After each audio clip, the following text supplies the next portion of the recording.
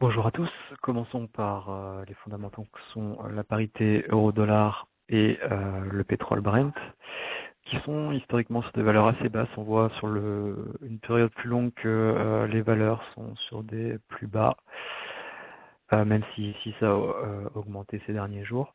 Donc ces valeurs basses, notamment pour la parité euro-dollar, va permettre de soutenir le marché à l'export des marchandises européennes et donc de soutenir les prix de leurs matières premières. Concernant le maïs, il faut savoir qu'on est sur une tendance plutôt baissière à long terme, ici, avec un pic de baisse qu'on a connu de août à septembre, suite aux différents rapports USDA, donc de rapports de rendement et d'estimation de récolte du maïs américain, qui prévoyaient donc des hausses de rendement et des hausses de surface récoltée, ce qui a fait chuter le marché assez fortement. Ici, le dernier rapport USDA en septembre, mi-septembre, a permis de conforter le marché dans sa tendance, avec peu de changements d'estimation. Voilà. Le marché intérieur français est plutôt en déficit de maïs, et donc c'est une courbe qui est plutôt à tendance haussière, contrebalancée par les ventes à agriculteurs durant ces périodes de récolte.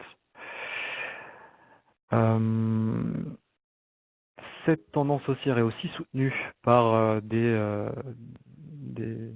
espoirs d'accords entre les États-Unis et la Chine, des accords qui ne sont pas encore signés, donc on voit que le marché est plutôt attentiste ces derniers jours en maïs.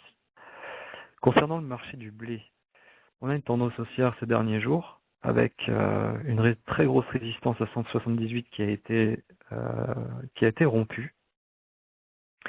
Qui a été rompu et qui annonce un probable changement de tendance, une tendance qui était à la baisse sur une période plus longue. On voit ici le canal baissier sur plusieurs mois. Et donc cette rupture de résistance à 178 peut être annonciateur de changement de tendance vers une tendance haussière à plus long terme, même si on voit qu'ici, en fin de marché, en fin de journée, en clôture, le marché est venu retester le support 178 et l'a dépassé. Donc à prendre avec des pincettes, avec un marché plutôt lourd, avec beaucoup de stocks et des récoltes plutôt bonnes sur l'ensemble de la planète. Concernant le colza, on a une tendance à la hausse depuis pas mal de temps, avec une offre qui peine à suivre la demande et avec une résistance à 384 qui a été touchée mais qui n'a pas été rompue, et avec un marché qui a baissé dans ces derniers jours de marché. On voit ici que ça a baissé, voilà, tac. Donc restez prudent, mais avec des fondamentaux plutôt optimistes pour le colza. Je vous ai dit, beaucoup de demandes avec peu d'offres.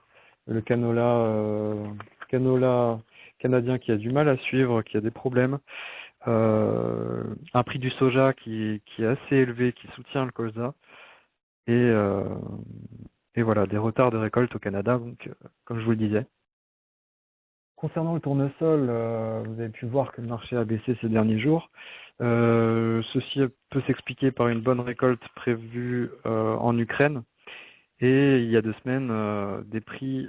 Donc il faut savoir que pour le marché du tournesol, il y a un monopole de la demande, donc qui est contrôlé principalement par 2 acteurs triturateurs, qui sont Cepol et Cargill. Donc il y a 2 semaines, Cepol a surpayé le tournesol pour ramasser les tonnages, et donc le marché est depuis en équilibrage à la baisse.